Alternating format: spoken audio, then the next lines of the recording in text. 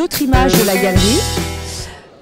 Comment vous dire? De démocratiser un peu cet univers qui est parfaitement adapté au monde actuel, mais moi j'avais envie de donner une autre image, de donner une idée plus ludique, plus légère, et que quand on rentre dans cet endroit, on soit à l'aise, d'où le fait que l'on ait affiché les prix, et que ce soit toujours dans une, comment dirais-je, dans une joyeuse fête un peu bordélique comme ça l'est ce soir, parce que je pense que l'art c'est quelque chose qui peut être léger et qui est abordable aussi par tous, et je voulais donner cette image de l'art. Quelque part, le rendre un tout petit peu plus abordable sans jamais tomber dans la démagogie. Parce que les artistes sont conséquents, j'ai toujours des artistes de grande qualité et je voulais les laisser à l'honneur, mais je voulais donner la possibilité à tout le monde de les découvrir. D'où le fait d'avoir des jeunes artistes aussi émergents, même s'ils ne le sont pas très longtemps après le passage à la galerie. Donc NAG, notre galerie, parce que c'est un lieu artistique, en décalage des galeries, et aussi parce que je travaille avec des galeries qui sont sur des places bien établies, donc le fait d'être dans un coin un peu reclus, dans une cour privée, donne une autre image de la galerie. C'est vrai que j'avais envie de mélanger les styles, si je puis dire, d'où aussi mon association à des grandes galeries de renom, qui ont des artistes que j'aime, qui me plaisent, même certains ne sont plus de ce monde. J'ai eu la chance, sur la toute première exposition, d'exposer Jean-Claude au Goji en orfèvrerie. Et puis aujourd'hui, j'ai des artistes qui, quand je les ai exposés, n'étaient pas connus, comme Karen Swamy, qui fait des choses en poterie merveilleuses et qui aujourd'hui fait toute la collection chez Dior. Donc il y a des gens qui n'étaient pas et qui sont aujourd'hui.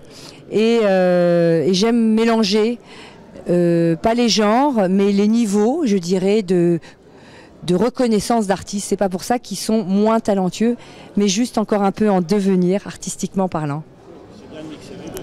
Oui, et j'aime ça. Je suis quelqu'un de la mixité, j'aime les mélanges, et c'est pour ça aussi que notre galerie n'est jamais la même galerie. Un jour, elle est en formation maison, où on mélange le design, le vintage, la galerie. Une autre fois, c'est la musique, ou le culinaire, parce que l'art culinaire est quelque chose de merveilleux. Alors on peut manger des foie gras maison, tout en découvrant de l'art. D'autres fois, il y a une danseuse qui vient virevolter au milieu d'œuvres d'art, etc. C'est toujours une surprise, et pour les gens qui viennent, et pour nous, puisqu'on ne se lasse jamais. Alors en réalité, oui, tout est à vendre. C'est-à-dire que j'ai des œuvres d'art qui commencent à... J'ai même eu des choses à 100 €, 200 €, jusqu'à des prix plus conséquents, 30, 35 000 €, 40 000 € sur des grosses pièces, notamment en design. Mais globalement, on reste sur des gammes de prix qui sont, je dirais, abordables pour une grande majorité de la population, puisqu'on peut même me payer en plusieurs fois. Mais le but n'étant pas de savoir combien ça coûte, mais si ça vous plaît et si ça vous a touché. Et je pense que qu'on soit un jeune verrier ou un grand orfèvre ou un grand céramiste ou un grand peintre, ce qui compte ici en tout cas, c'est d'avoir un coup de cœur et d'avoir envie de se faire plaisir déjà en admirant des gens dans un contexte décontracté et un peu débridé. Un peu baroque peut-être. Que les peintres, les sculpteurs, les photographes, tous les artistes qui exposent ici se retrouvent demain dans des grandes galeries, parce que c'est mon vœu. J'ai aucune prétention à garder ces gens chez moi, parce que je ne suis que notre galerie, et c'est de leur donner un nouveau souffle avec un regard un peu différent. Et pouvoir ainsi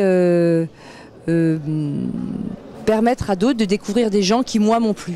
J'ai absolument pas le monopole des gens que j'ai rencontrés. Et au contraire, moi, j'aime partager les gens qui m'ont ému.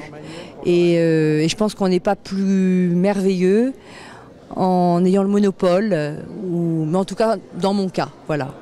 Ah oui, oui. Mais ça, l'énergie, c'est quelque chose qui n'est pas très compliqué pour moi.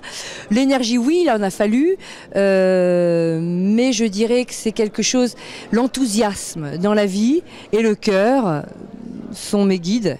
Et donc l'énergie vient. Quand je vois des artistes qui me plaisent, je suis galvanisée, j'ai envie de les porter, j'ai envie de communiquer ce qu'ils sont.